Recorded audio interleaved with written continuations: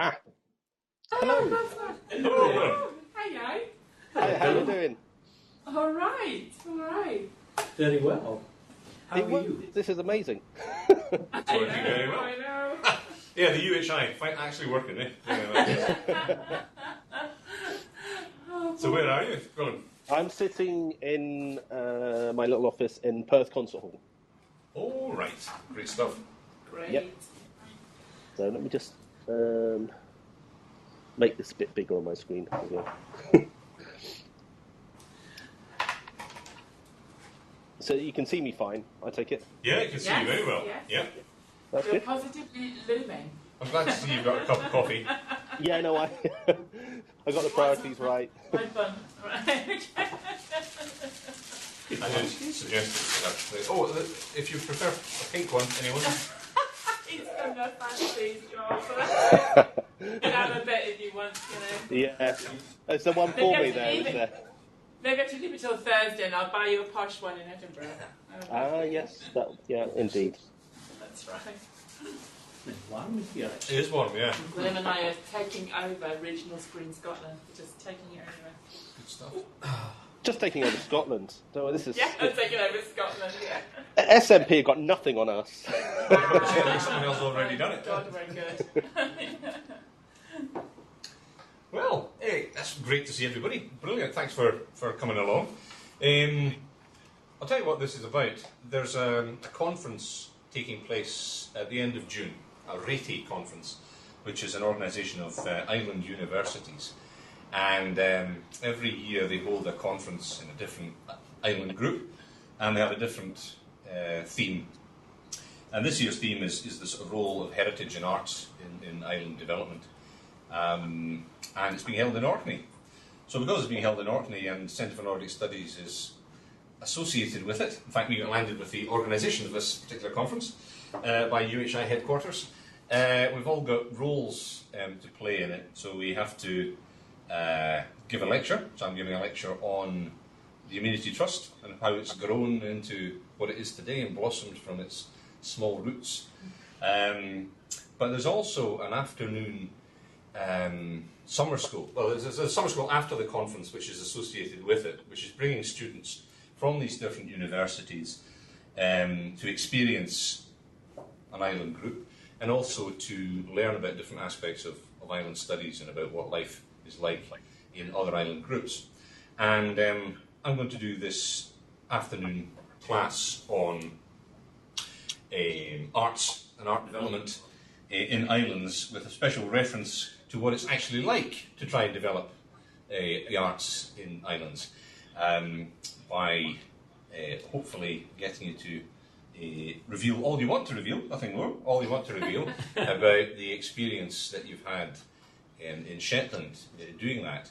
The reason is that you have a great story to tell, an experience that will be very useful for the students who will be coming along, because what they'll want to know is what it's really like if you put yourself out to try and develop the arts. And they'll be going off to do it in their parts of the world afterwards. And we don't want them to head off with sort of a head in the clouds. We want them to know what it's likely to be like, and what the high points are, and what the problems are that they might face, and if they're ready and forearmed for it, perhaps they'll have a good experience. So that's it. So I've got a series of questions. Unfortunately, I haven't been able to email them to you, Willem, but when I'll just read the questions out, so it won't be difficult. But the basic idea is it's like question time. We don't need the questions up front. that's true. The studio audience have the questions. I know you're always wondering question times whether they've been forewarned though, don't you? So, No, that's indeed, yeah. So what I'm going to do is I'm going to ask you to discuss sort of general questions about the arts and art development in islands, so that students who will be watching bits of this will have something that they can then discuss, and then go on to the more specific stuff. So that'll be it, really. And we have plenty of time. We've certainly got time here. I hope you've got some time there, Willem, Yep. that you're not rushing off. And it's just going to be a nice forum to have a discussion and see where the discussion goes. But to start with, if you'd each just like to tell us who you are and what your experience, no, not experience, I'll come out, but what you have been in Shetland, as it were, prior to. So, Kathy, would you like to? Oh, gosh. Right. I'm Kathy Hubbard. I'm currently the director of the Screenplay Film Festival on behalf of Shetland Arts, and I volunteer there. But previously, I went through a number of incarnations with Shetland Arts Trust, and then when we became Shetland Arts in 2006. So I was Arthur's assistant from 1999 to 2005 or something, and then that job morphed into project manager. So I did that for a while, and then when Arthur left, I was acting general manager for a while, and then we became something else. Gwilym came as the new director, and I was again, I had a number of titles, head of development and goodness knows what, but basically Gwilym's 2IC for the last 8 years. Yep. Gosh. Man and boy for me. So yeah, that's me. Oh, thanks, Kathy. Well, we're going to you then, Gwilym. We're going round the table anti-clockwise here. Okay, yes. So I'm Gwilym Gibbons. I'm the former director of Shetland Arts. I started with Shetland Arts in September 2006, arriving not that long after Shetland Arts Development Agency was formed, that brought together what was the Shetland Arts Trust and elements of the Islesborough Trust.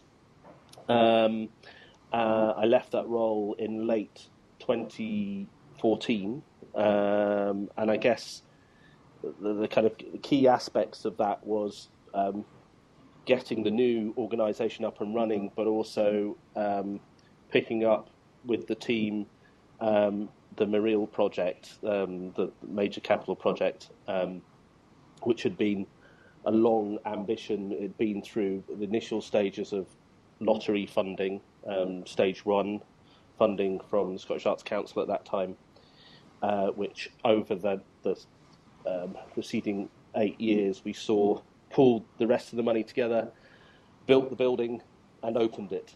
And if only it was simple as that. But yes, that's kind of a big dominating part of the 8 years in Shetland.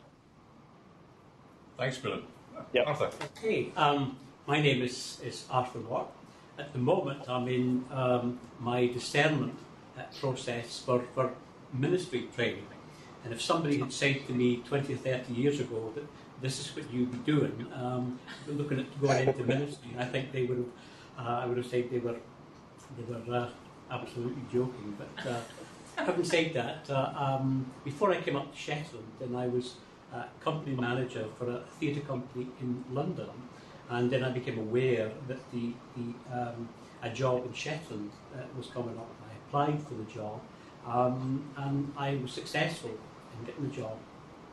And it's actually hard to believe it's 30 years next year since I actually interviewed for the job, and I took up the post in February 1987. That's when I took up the post.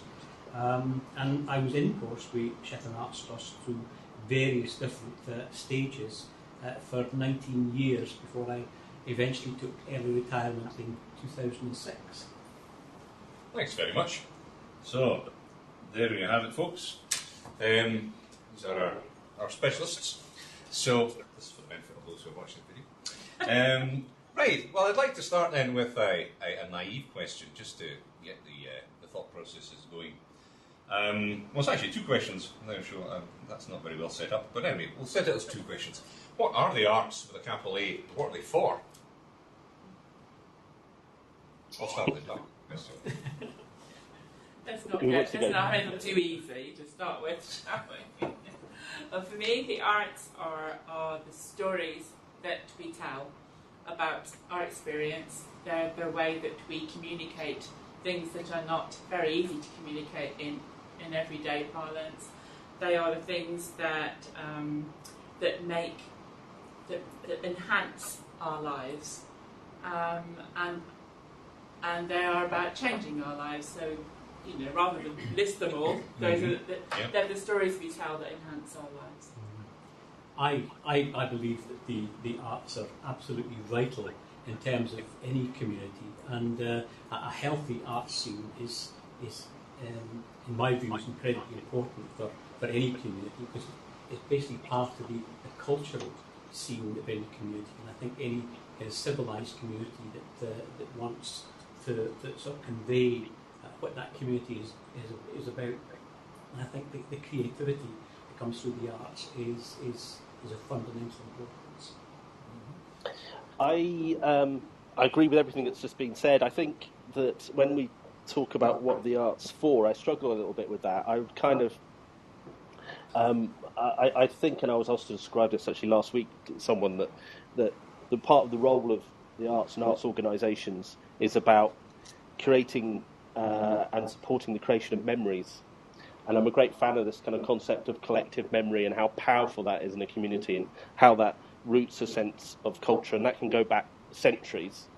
But the memories are created every time someone walks into a cinema and sits down next to someone and watches something and experiences it with them, or even with people they don't know. And I think memories are also created by people taking other people's stories and playing it back to them.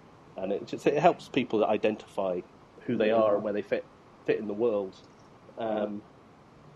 So yes, that whole thing about what they're for is kind of slightly instrumental kind of language, but as Arthur says, I think it's right at the core of who we are and how we describe ourselves. Is inherently kind of about the arts. It's about creativity. It's about collective memory. Yeah, I chose the word "for" because I'm sure you get asked that question a lot. Of course, yeah. And I'm always reminded of the Russian author and former political prisoner Irina Ratushinskaya, who actually in her autobiography describes being in the Gulag, and of course they were starving, but she grew onions. She was able to get some onions and grow them, not just to eat them, but so that she could actually dry the skin and write the poetry on the skin. It was so fundamental to her, starving, exhausted, beaten down as she was. The need to write that poetry down was deeper than all those things. And I think that's the arts for you. That's Absolutely. The power of them. I totally agree with that. Which leads on to the second question about: is there a specific role for the arts in an island community? Is it the selection or preservation of memory that's important there?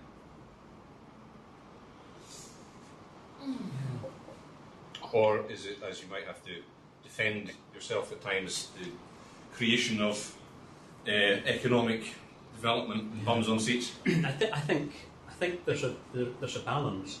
I remember when I first took up post with Shetland Arts Trust, and I arrived, and it literally was a case that there was a desk and a phone, and that was Shetland Arts Trust, and I turned up for work and thought, well, what exactly are we going to do? How do we go about developing the arts? And I think there was an expectation that we were going to sort of tie in very closely with the culture of Shetland, kind of the traditional culture, but it was also really important to sort of balance that with the Scottish Arts Council's wider strategic development, and sort of trying to kind of create a balance. And I think it was quite a difficult balance, because we had to sort of justify the amount of money that we were actually receiving, both from Scottish Arts Council and from Shetland Islands Council.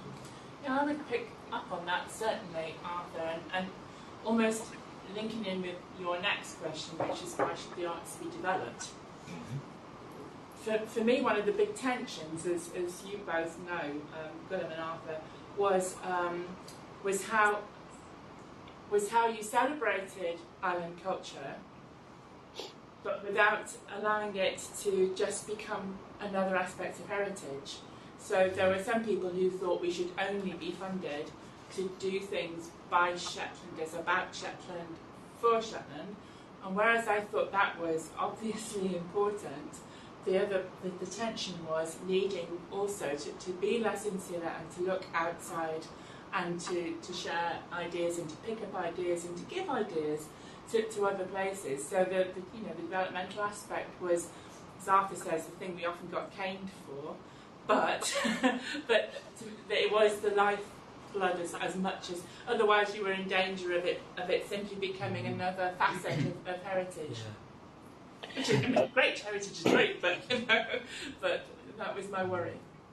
A kind of a Pacific kind of island, small community aspect is, I think it's, and the role, this is kind of links to the role of arts organisations, is I think it's quite difficult in small communities for individuals to stand up and put their heads above the parapet and be brave, because it's quite a lonely place to be. And I think part of the role of an arts organisation is to challenge and put its head above the parapet and be the organisation that's ambitious and brave, which enables some space for individual artists to do their thing, hopefully slightly safer under the fire that the arts organisation is getting. And I can think of numerous examples. Some predated me, like the Croft Cozy project, for example, which got some national publicity.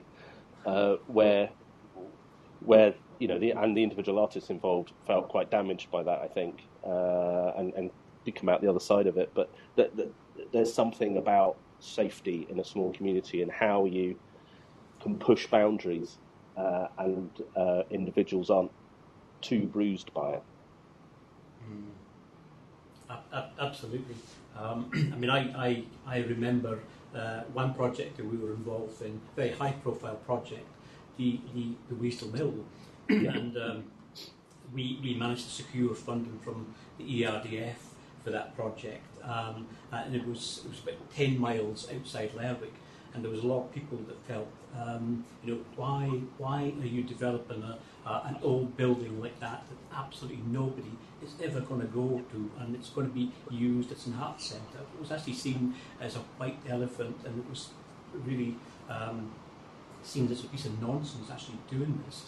But this was done because we'd actually identified the visual arts as a particular priority for development, and we got into a lot of difficulties with that project, particularly in terms of water ingress. And it caused a lot of difficulties, and we eventually had to go back to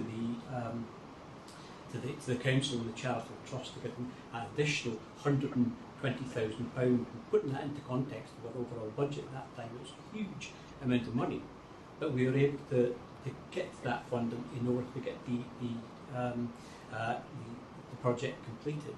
And having completed the project, then the only way we could actually pay that money back to the charitable trust, which was one of the conditions of the project, then we actually ended up having to sue the architect, and that took 8 years to complete that project in order to get all that money back. But we did. We got every single penny back. All the money went back to the charitable trust. If that hadn't happened, then that would have been sort of a yoke around our neck. That we a mill. Sorry. Yeah. Thank you. No, but I think in terms of fiscal prudency, it was actually really important to be able to succeed in that project. Okay, so one of the first nightmares that we'll be discussing today. So, if someone was asking you then to list the reasons why the arts should be developed, you've already listed some of them. How would you sort of rank them? Where would you stick economic development, and where would you stick social good or cultural? Well, for me, young people first. Always has been about young people first, and it's when you see what young people are capable of. It's just with a wee kickstart or just opening up the possibilities to them. If you don't help young people to develop, then you're stymied. So yes, economic development and all those things are interesting, but for me, it's young people first, foremost, and for everything else. It's interesting. I think if you actually went to the community and said, how important do you believe the arts are in terms of overall sort of community development, I think the majority of people would say they actually come right at the very bottom. Not necessarily everybody, but I think the general consensus would be that that's the case. And I think it was one of the things that we actually looked at is how do we actually deal with that? How do we deal with the arts as being seen as incredibly important? So one of the things that we actually tried to do was to look at the arts into a wider cultural context, and so that it actually could be measured in relation to education and economic development and everything else. Quality of life? Quality of life, yeah, absolutely. I totally pick up the kind of the point about putting the young people first. I think, and it goes back to my point about people living in a community that you can take risk and you can be brave and ambitious about what you might want to do on a creative front. And in a small island community, that's so important that individuals have the opportunity to try out aspects of what, some people contest the term, but within the creative industries, because it's such a key economic sector now and going forward. And I think, my view is that islands and rural coastal communities are such an asset, and they're so inspiring. So if you can inspire people to become designers, painters, writers, filmmakers, whatever it might be, they now, because of the way technology has moved, have the opportunity to live in those communities, where in the past they might have had to go off to central London or wherever it might be. That's really exciting, I think. So you start by inspiring and making everything possible for young people, and they will be that creative employment base in the most, and we research that we did in Shetland, in the most remotest parts of Shetland as well. They won't all gather in Lerwick, the main kind of administrative centre. They will find even the remotest areas, and it only takes one or two families to keep a village shop or a village school alive. So that they, such a critical factor, I think, for rural and coastal communities. I've already picked up a couple of points here that are relevant for this next question.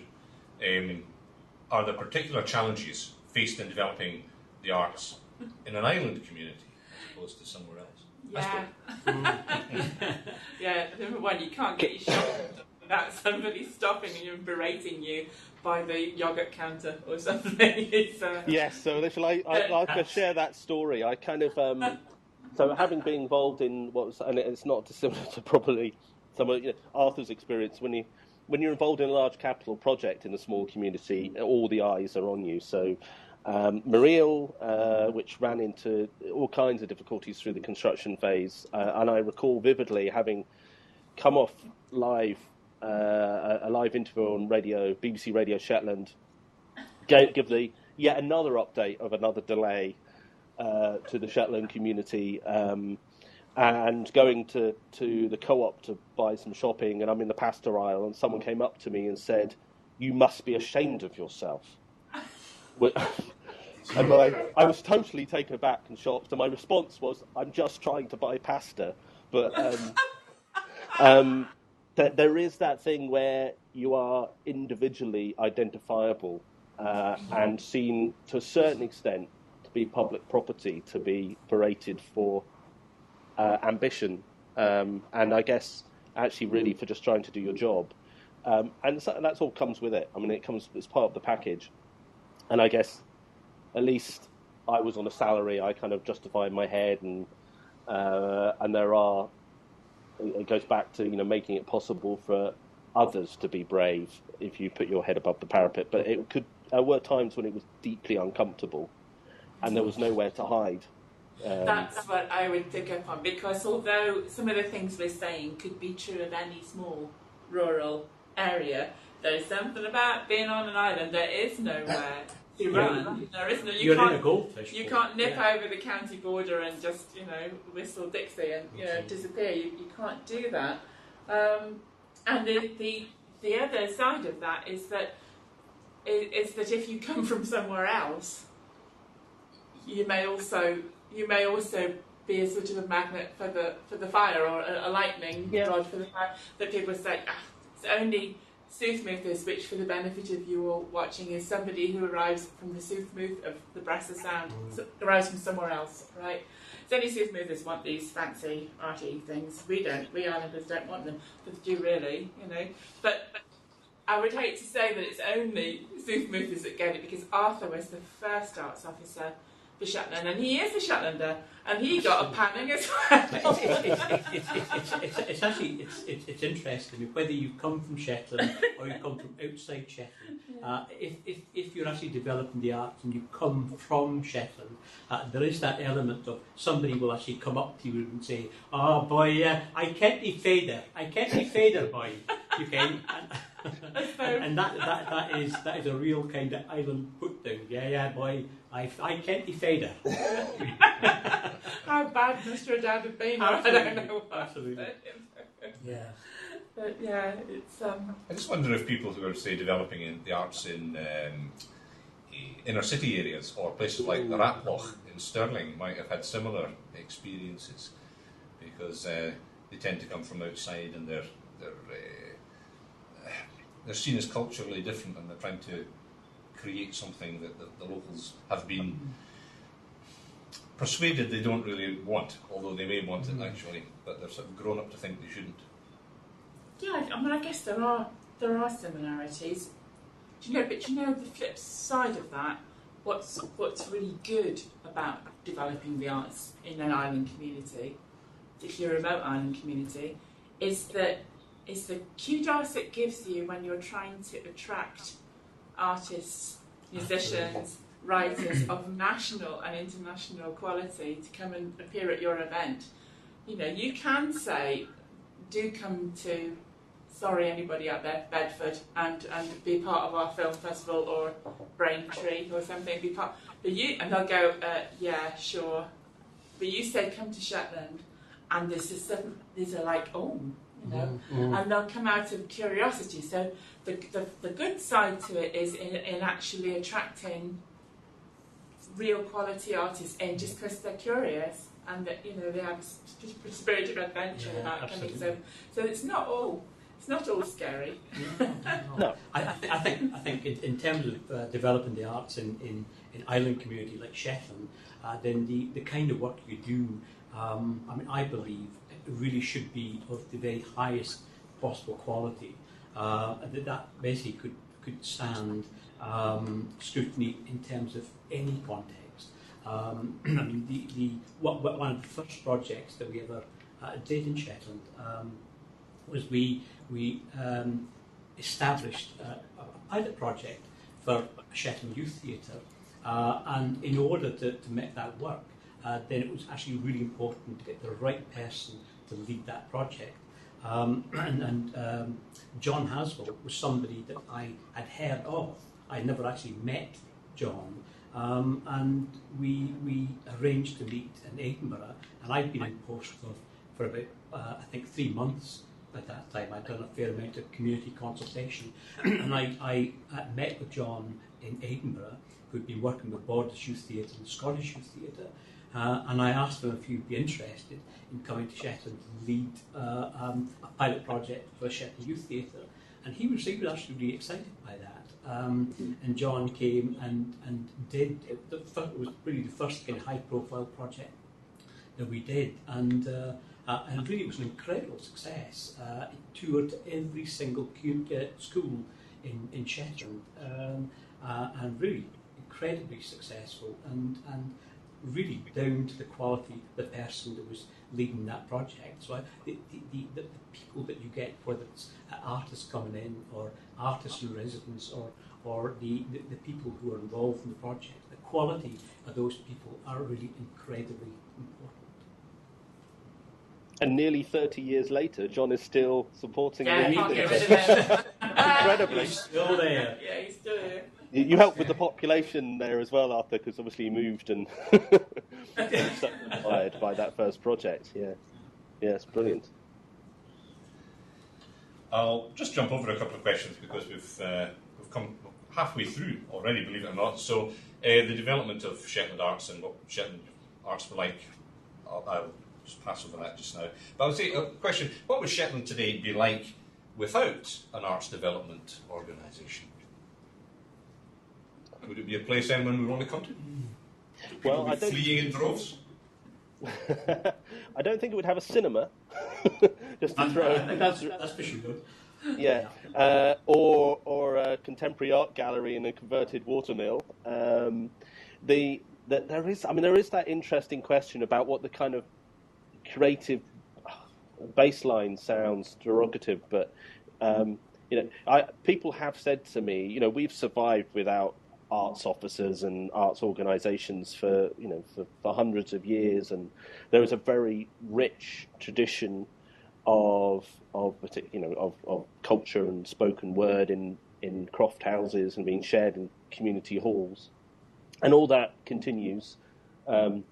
These things go through kind of peaks and troughs, but I think that the heart of it is still there.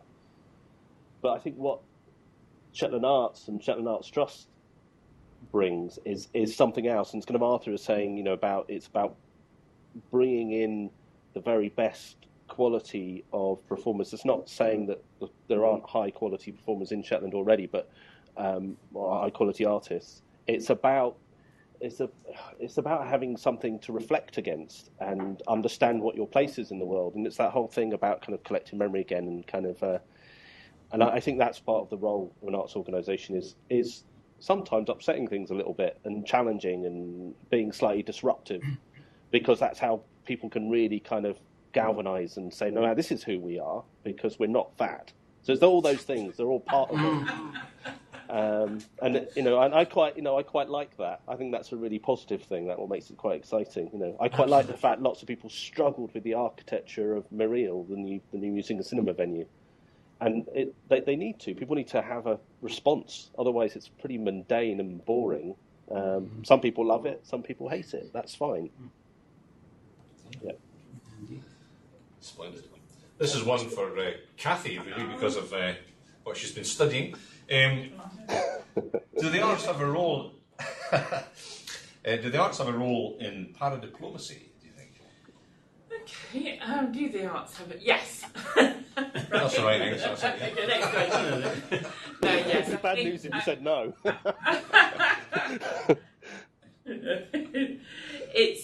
I'm trying to nutshell this, but it's about being able to represent your culture in a wider forum, and that might be an international forum, never mind just a national forum, and actually be a force to be reckoned with in that. Am I with it so far? I've just passed the amulet, jolly good. Okay. And yes, I think definitely. I think definitely. If you think of the number of fora and committees and initiatives that even we three have been involved in. Tell us some. Well, there's been. Gwilym was on loads of stuff, and so were you. But I think Regional Screen Scotland and Pan Touring Network, and you were a part of a 3-county arts development movement. Yeah. Yes, there are, and you do find that the islands can punch above their weight when they go to a national or international forum, and particularly if there's other islands there, you can form quite a wedge. And there have been projects that we've done that have been with other islands, and you can form quite a significant wedge in an international forum like that. So it's sometimes you think, oh, geez, it's just us doing our thing up in the middle of the North Sea, and no one, and then you suddenly realise that you can be a much bigger player than maybe you really have a right to be on international and national things. And Gwilym, you've been in all sorts. Yeah, no, I would say that this really came home to me. I spoke at a conference, Creative Clusters conference in London in 2007 or 2008, on the about creativity and the power of place. And I was the only speaker in that international conference coming from an island kind of rural perspective, but there were a lot of delegates from small island communities from across the world. And what was fascinating was how we all ended up coming together at that conference and recognizing how our distinctiveness and how different we were from this kind of paradigm of particularly creative industries being a city-based cluster. It was all about bringing people together in old factory buildings in cities or whatever, and that's the kind of the way that the world was looking at creative industries development. But because of the way, as I mentioned earlier, that communications have shifted, suddenly there was a realization of this new frontier and a really exciting creative frontier. And I it's slightly off topic in terms of the question, but I'm a great believer in this kind of the being on the edge of something, the kind of edginess of that, and how that creates something quite special. And that fits in so well with all kinds of excitement and interesting things happen in developing countries, and so I think there's a lot to be learnt from island creative communities in a wider diplomatic sense. Yeah.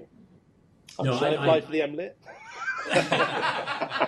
Sounds like a good idea. That's my pitch.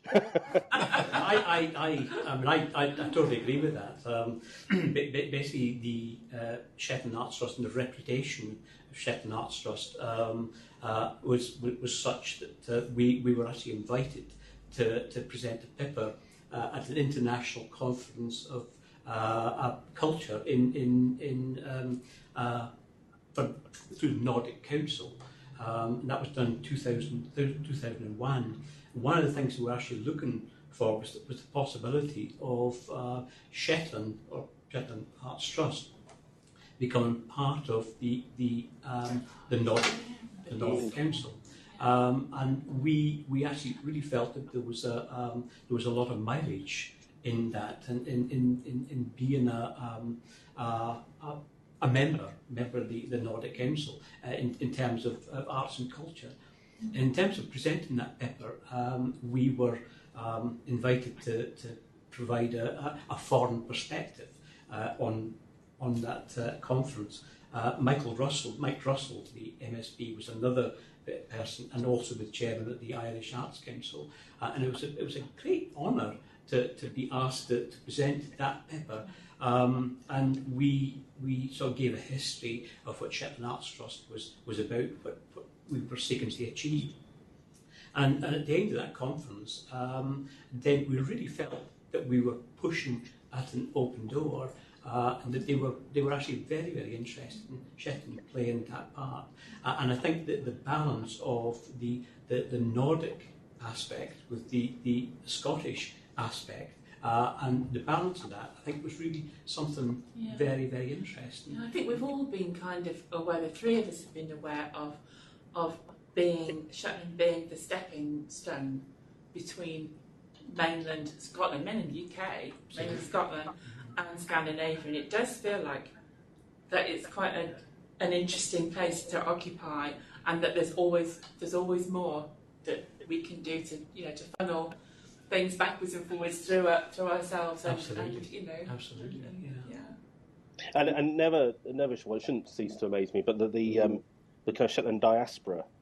You can be in numerous places in the world, and everyone knows somebody linked to Shetland, and Shetland culture, particularly in my experience, Shetland music that's toured extensively for 100 years or so. It's incredible how many people can name Shetland musicians that they've seen. I was in a bar in a remote part of Australia, and someone came up to me and mentioned Fiddler's Bid, because they'd seen them in Tasmania, even though it was about 1,000 miles away from where I was. But it's kind of like extraordinary the way that it's memories again, imprinted on people's minds. And I think it's something to do with that magic of an island, almost mystical, that identity that it has. That's so powerful for a community, for creativity. Yeah.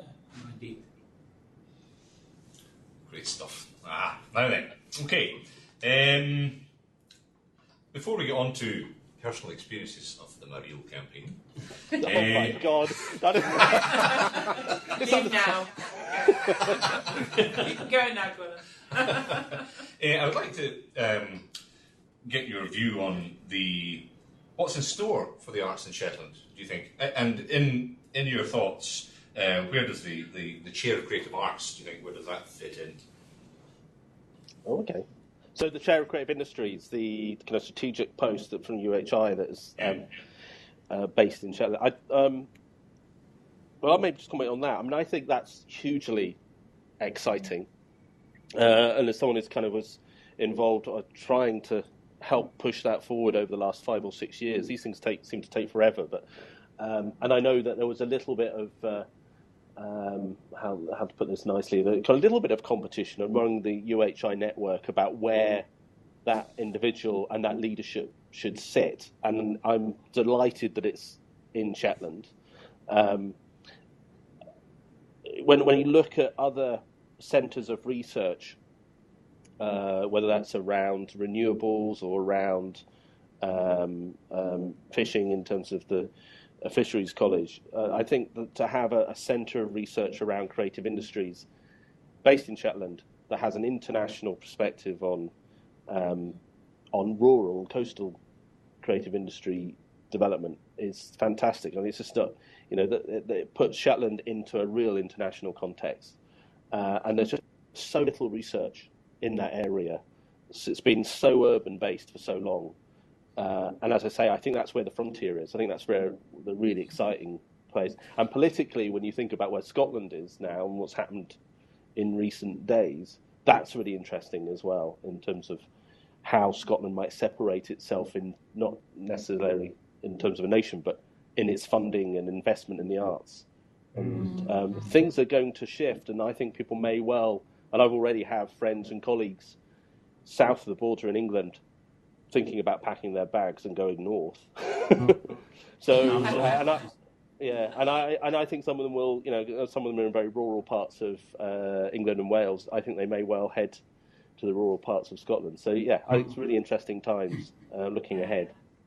Yeah, I mean, obviously you'll continue to develop in all the art forms. You can't, the genie, if it ever was in the bottle, is out of it now, and so all the art forms will develop. But the most interesting thing to me about the Chair of Creative Industries, who's been appointed, is that he's a film and TV man.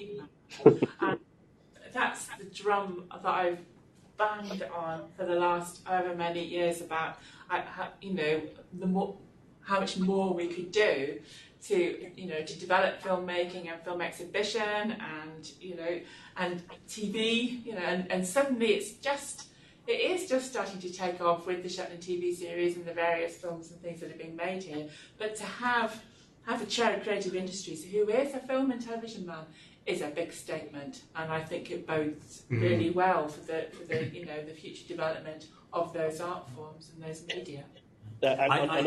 Sorry, Arthur, just very quickly, and on that, I think that the step from, and I think back to about, I think it was 2007, when I met with Scottish Screen, as it was then, and talked to them about film development in Shetland and how we wanted to work with a group of young people to make short films, which is now Madrin Media and a huge success.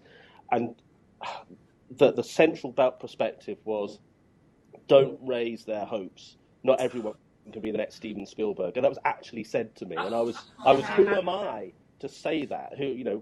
Our job is to create ambition and place and spaces for people to develop. So to have the Chair of Creative Industries, as Kathy says, who has a film and TV background in Shetland, is such a sweet thing. And I will be reminding some individuals at a very strategic level who are still existing in the film world in Scotland that what they'd said 10 years ago, or 7 years ago.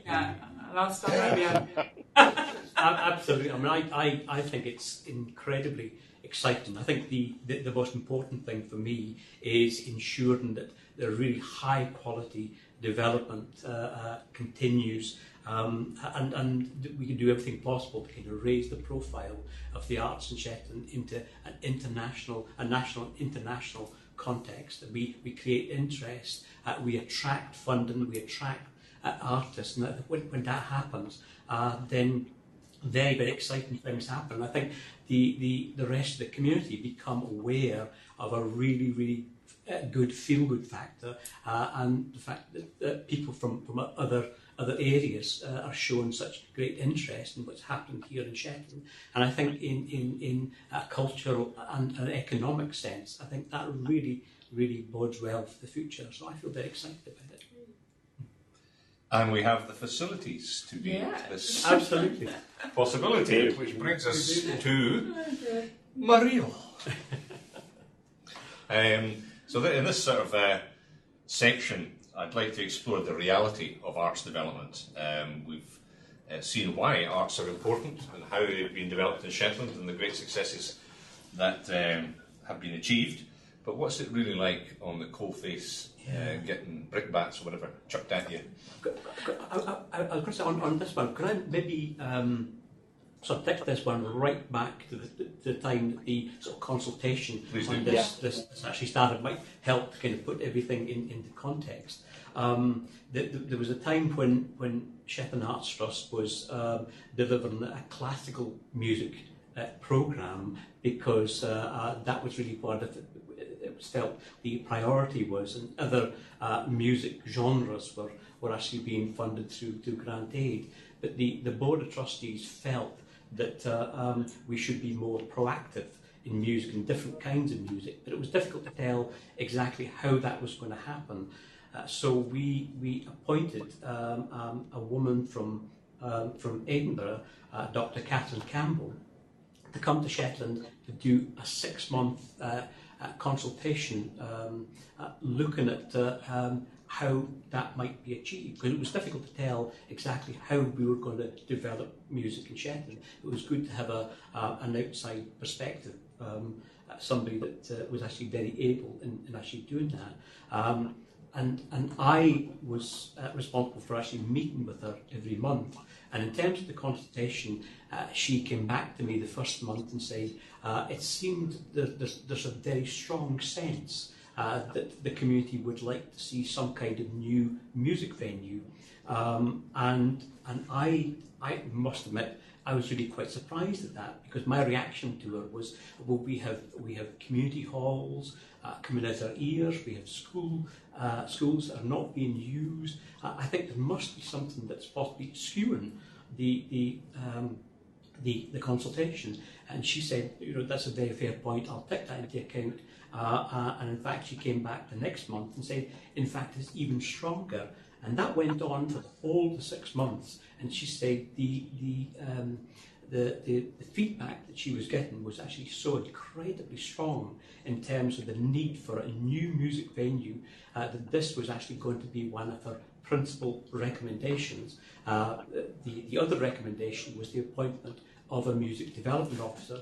And I was actually quite taken aback, and I had concern as to how those recommendations were going to be received, A, by my board and also by Shetland Islands Council. But as it so happened, both recommendations were accepted both by the Arts Trust and by the SIC. So that's really kind of puts it into the initial context. I think it's worth saying that Mariel is, for those of you who don't know, is a cinema, music, education venue that Centre for the Creative Industries that we built in Shetland. But yes, it's a capital. It was a capital development project, right? And a monster one at that. But all the way through it, even before we ever started it, even before a brick was ever laid, it was always about the services that could be delivered there, not having the building for the sake of having the building. It was about the fact that you would be able to deliver a range of services at the highest quality that you could. Absolutely. And that was, we banged that drum for years, And people went, yes, but what about the bricks and mortar? You know, it was kind of, you know, it was. Are we going to lose, Gwilym? No, 10 minutes. Oh, 10 quick, minutes. It's on the countdown. Come, you speak, Gwilym. But I mean, just to expand on that. I mean, absolutely, Kathy. The building is just spaces for great creative stuff to happen in. But I mean, I guess the buildings have a little bit of a habit of having a kind of a gravitational critical mass, and everything just, unfortunately starts to revolve around the bricks and mortar, around the building, and that includes funders' aspirations. They almost strangely lose sight. They just want the numbers to add up, and lose sight of actually why you were building it in the first place. And that, you know, when you enter into a large-scale capital project and it does go a little bit awry, and you're a relatively small arts organisation in terms of capital to deal with a £1.5 million overrun, things get very, very, very difficult. And funders. I described at an event at Creative Scotland, with Creative Scotland in the room, and they're one of the worst offending parties at the time, about how what it felt like was you're standing in the middle of a wood, in the clearing in the wood, and all the funders are hiding in the trees around you, and you're the person there desperately trying to get something across the finishing line. It's pissing down with rain on top of you, and just when you think it couldn't get worse, the funders start throwing stuff at you, and that was kind of the kind of sequence. It got more and more tricky. And people just lost sight of the vision of what we were trying. I mean, with the Maril project, some of the most tricky period was we opened in August 2012. Was in the preceding 6 months from opening, and the building was packed. It was thriving. We're double the cinema attendance that we projected. In all accounts, huge success. But we were really struggling as an organisation to deal with the legacy of the capital project. So on a very personal note, I was kind of unaware of the stress on me, because I'm generally quite a laid-back person, until Christmas 2012, when my eyeball starts bleeding on the retina, and I find myself having to spend Christmas Day in Casualty and flown out to Aberdeen. And I met Arthur there. I was going to say, I didn't you should on a completely different note.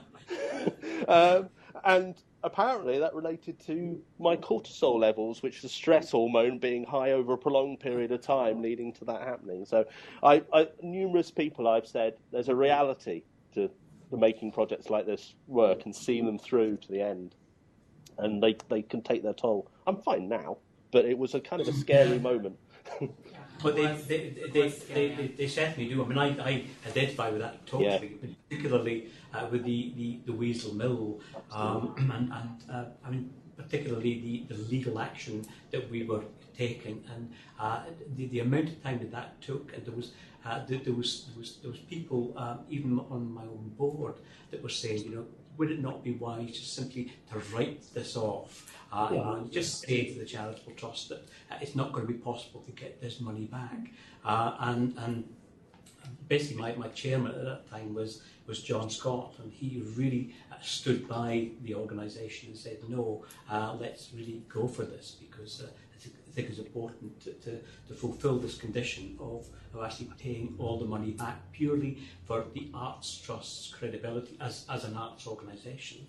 Because it's been very easy for people to say, oh well, of course, they're an arts organisation, and it's quite easy for them to swan money. So it's incredibly stressful. And because the world doesn't stop turning, and Arthur, you would have had the gallery opening and everything about getting that new bit of enterprise up and running, as we had Maril open quite recently, recent to the press play, and it becomes such a major distraction. But anyway, it works out in the end. 5 minutes. Okay. Keep talking. We will keep talking.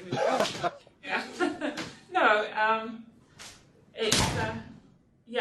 this is amazing how how there are times when you feel the people who should be most behind you and most supporting of you suddenly become, you see their faces when you approach, and you just automatically, if you've done something, have I done something wrong?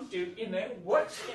No, I'm just trying to complete a, £30 million building or whatever. I'm just trying to provide a fantastic. A comedian came to live in Shetland for a while, and he kept hearing about Mariel and what was it, the scandal that was Mariel, and he actually, part of his stage act was, he used to say that he thought it was. He thought it must be a sort of leper colony or a maximum security prison, not a lovely arts venue. Just because of what the strength of the opinion that he was hearing. And you have to. I mean, there were times, and Gwilym will back me up on this. There were times when you wanted to go, if you don't want it, don't have it, and walk away. Yep. But then we're back on young people again. You'd meet some young people in the street saying, "Oh, when's it going to work? When's it going to work? We can't wait." And you couldn't walk away. You just had to swallow it and get on with it for their sake. And part of, again, this is a small community aspect, is there are those that don't want it to happen because of some misplaced business interest, and it's to do with, and this kind of slightly darker side of smaller communities, about control and who owns what, and that's particularly the case when you come to the kind of hotelier and licensed trade area. And so we had 2 state aid complaints and an Office of Fair Trading complaint through this period, which was an attempt to try and stop Mariel having a license to be able to sell alcohol. But we strongly believe, and I think the evidence is there now, that actually it contributes to the nighttime economy and it supports everybody. And it's a very different place to get a quiet drink than some of the pubs in the town. But all that comes into play as well. There's multiple layers of barriers put up to try and stop things being pushed through, and that becomes really complex in a community where certain elected members are very close to certain individuals in those businesses, and it all gets very messy and quite sinister, actually, to be honest. Absolutely. Yeah. Absolutely. I mean, I would say, in terms of the 19 years I was Shetland Arts Trust, that probably about 10 of those years were actually spent dealing with politics as well as the arts development. And I think dealing with politics is incredibly important, and the kind of partnerships and allies that you can make is incredibly important in terms of developing high quality arts in a small community. So, what sort of people do you need to get on your side? Yeah. Well, basically, I felt one of the most productive times, certainly from my point of view. My chairman was John Scott, who was the Lord Lieutenant. He actually had quite a high profile, and he was chairman for about 6 years altogether. And he was incredibly helpful, supportive. I mean, he had a lot of very useful contacts. So having him on the board was actually incredibly important, and the kind of councillors that you have on your board, and sort of getting them on side, and getting them to support what you're doing, I think is incredibly important. Yeah, but for me it was about trying to remember that the negative voices are always the loudest. And that I knew it. I knew there was an awful lot of people out there who were very supportive, but because of some of the reasons that Gwilym and Arthur have outlined, didn't particularly want to be identified as being supportive, because it's a risky place, the heads above the parapet, blah, blah. But you had to remember that it was there, and those people were there, and it got you through it got you through the darkest hours in ways that councillors or important people didn't. Just the fact, just knowing that those people were out there, even if they didn't feel able to speak up at the time. The sad aspect is that I don't think there are any votes to be won in the arts, but there are votes to be lost. And and when an arts organisation goes through a period of turmoil and it's risky what you're doing, and you're being brave and ambitious, then it becomes even more difficult for a politician to say, "Oh, well, that's great what you're doing," because they aren't going to gain anything from that. And so there was lots of quiet conversations where elected members and MSPs did voice their support, but they wouldn't go out and do that publicly. No, indeed. And it's kind of understandable, and it's frustrating. It's particularly frustrating after the event when they come out and say how wonderful it all is. But but that's the game, and that's the way it works. Hindsight's a wonderful thing, but you've experienced all this and gone through it. Is there anything you would have done differently if you'd known what you know now? Would you have done? Yeah, well, I think there are, for me, there's some just very technical things. So on the Mariel project, it was a partnership project between Shetland Arts Development Agency and Shetland Islands Council. And then on the fringes of that partnership wasn't any capital money, but was the Shetland Charitable Trust. Partnerships get really stressed under pressure, and what we hadn't done at the beginning is really nail legally what that partnership should do and what how we would function when things went awry. And as I described, people seem to head and hide in the trees and throw stuff at us in the pouring rain when things got difficult. I'd much rather if there was more of us standing in the middle of that clearing in that wood at that moment in time, and we hadn't pinned that one down. So in the good times, you pin it down for just in the eventuality of what might happen later on. And I'm now involved in a large-scale capital project in Perth, redevelopment of Perth Theatre, 100-year-old theatre, £16 million project. And believe me, I'm making sure that partnership between the arts organisation I am now leading and Perth and Kinross Council is suitably secure and tied down. I think when you're involved in developing the arts in an island community, there's always going to be things that you look back and say, well, I could have done that. I should have done that differently. And you always learn by your mistakes. I think that's important. Yeah. And looking back over certainly from my point of view, looking back over the 19 years, there's so many things to actually be very, very proud of. But certainly within that, there's projects that didn't actually work out the way you wanted to them. But you're always pushing against the boundaries, and yeah, there's certainly going to be mistakes, and we definitely made mistakes, but. That's how the organisation grew. Yeah. Well, let's bring this to an end on a sort of happy note. How is Mariel doing at the moment? Have the goals been achieved? Well, the goals are ongoing. I mean, they never stop because they keep changing and they keep getting more ambitious. But I think you could quote audience figures and your heart's discontent, but.